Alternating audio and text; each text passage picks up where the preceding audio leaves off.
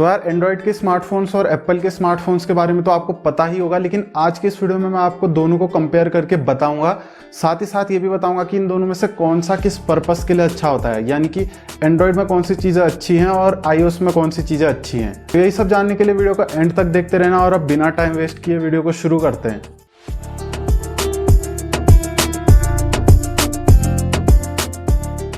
देखो, जो सबसे पहले एक बहुत ही इंपॉर्टेंट फंक्शन आता है वो होता है कस्टमाइजेशन। तो आईफोन में आप बहुत ही कम कस्टमाइजेशन कर सकते हैं। आप क्या कर सकते हैं कि वॉलपेपर बदल लो ज़्यादा से ज़्यादा, या फिर आपके जो ऐप्स के आइकन्स हैं उन्हें थोड़ा आगे पीछे मूव कर सकते हैं। उसके अलावा आप कुछ भी अपने हिसाब से कस्टमाइज नहीं कर सकते।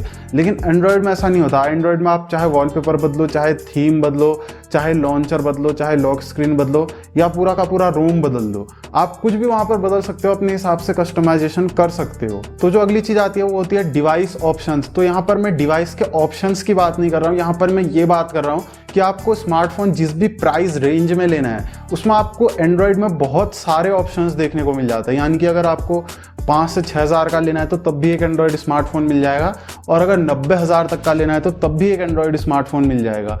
यानी कि हर प्राइस रेंज में आपको जो जो चाहिए, आपको अच्छा कैमरा चाहिए, फिंगरप्रिंट चाहिए, बैटरी चाहिए, हर एक चीज़ आपको हर एक स्पेसिफिक प्राइस रेंज में मिल जाती है। लेकिन आईफोन के साथ ऐसा नहीं होता। आईफोन के साल में ज़्यादा से ज़्यादा 2 या 3 मॉडल आते हैं बस। अगर आपको मतलब आईफोन को परचेस करना है तो आपके पास कोई भी ऑप्शन नहीं है, आपको उन्हीं में से एक कोई चुनना पड़ेगा। और यहाँ पर आप प्राइस अपने हिसाब से जस्टिफाई नहीं कर सकते कि भाई मतलब मेरे पास 10 से 15 हज़ार का बजट है तो इतने में मुझे चाहिए। उसका एक फिक्स्ड प्राइस है जो कि मतलब लाखों में जाता है, तो उतना ही आपको देना पड़ेगा, तभी आप एक आईफोन को परचेस कर पाओगे। तो देखो, जो अगला पॉइंट है वो है कनेक्टिविटी और फाइल शेयरिंग। तो यहाँ पर एंड्रॉयड इस मामले में iOS से बहुत ही ज़्यादा आगे है। एंड्रॉयड में आप फाइल शेयरिंग चाहे एंड्रॉयड के किसी ऐप से ऐप में कर रहे हो, या फिर मतलब आप अपने एंड्रॉयड को अपने कंप्यूटर से कनेक्ट करें डायरेक्ट डेटा केबल से, या ब्लूटूथ से कर रहे हो, या किसी से भी फाइल शेयर वगैरह कर रहे हो, तो ये करना बहुत ही ज़्यादा ईजी होता है और बहुत ही आसानी से आप ये कर सकते हो। लेकिन आईफोन में ऐसा नहीं होता। आईफोन में सिक्योरिटी का बहुत ज़्यादा ध्यान रखा जाता है। तो ऐसे में आप किसी भी दूसरे कंप्यूटर से, मतलब जो एप्पल का नहीं है, ऐसे ही कनेक्ट हो जाओ, ऐसा पॉसिबल नहीं है।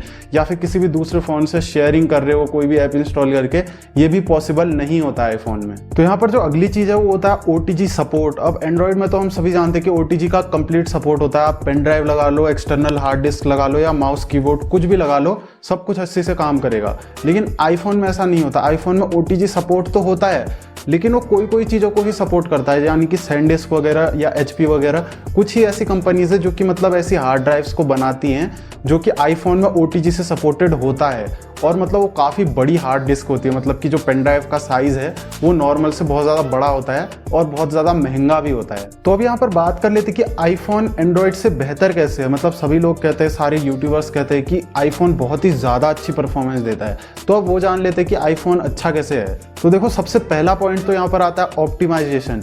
यानी कि जो सॉफ्टवेयर है और जो हार्डवेयर है उनका जो तालमेल है वो आईफोन में बहुत ही अच्छा होता है। क्योंकि देखो, आईफोन का जो हार्डवेयर है वो एप्पल ही बना रही है, ऊपर से उसका जो OS है iOS यानी कि सॉफ्टवेयर, वो भी एप्पल ही बना रही है। तो वो दोनों चीज़ों को मैनेज करके आपस में बहुत ही अच्छा तालमेल बनाती है, जिसकी वजह से होता है कि जब आप पूरी तरह से एक एप्पल के स्मार्टफोन को यूज़ करोगे तो बिल्कुल भी हैंग नहीं करेगा, बिल्कुल भी लैग नहीं करेगा और बहुत ही स्मूथ परफॉर्मेंस मिलेगी आपको। एंड्रॉयड क्या है कि गूगल की कंपनी है, गूगल ने एंड्रॉयड बना दिया। अब वो किसी एक स्पेसिफिक स्मार्टफोन को ध्यान में रख के नहीं बनाया है। अब कितनी सारी कंपनी है, MI, ओप्पो, रियलमी वगैरह, ये सब अपने अलग अलग फोनों में एंड्रॉयड का ही यूज करेंगे। तो इसमें तालमेल उतना अच्छा नहीं बन पाता जितना कि एक आईफोन में बनता है, क्योंकि हार्डवेयर एक अलग कंपनी बना रही है और सॉफ्टवेयर एक अलग कंपनी बना रही है। अब जो यहाँ पर अगली चीज निकल के आती है वो है सॉफ्टवेयर अपडेट। तो जैसा कि मैंने अभी आपको थोड़ी देर पहले बताया, एप्पल ही जो सॉफ्टवेयर है और जो हार्डवेयर है दोनों को एप्पल ही डिजाइन करता है। तो ऐसे में एप्पल को पता रहता है कि किस फोन को कितनी जल्दी जल्दी अपडेट देते रहना है। तो क्या होता है कि एप्पल के जो भी आईफोन है उनमें बहुत ही जल्दी जल्दी अपडेट आते रहता है। और ऐसा होगा कि अगर आईफोन 10 में आज अपडेट आया तो आज ही जितनी पूरी दुनिया में आईफोन 10 है सब में उसी टाइम पर अपडेट हो जाएगा।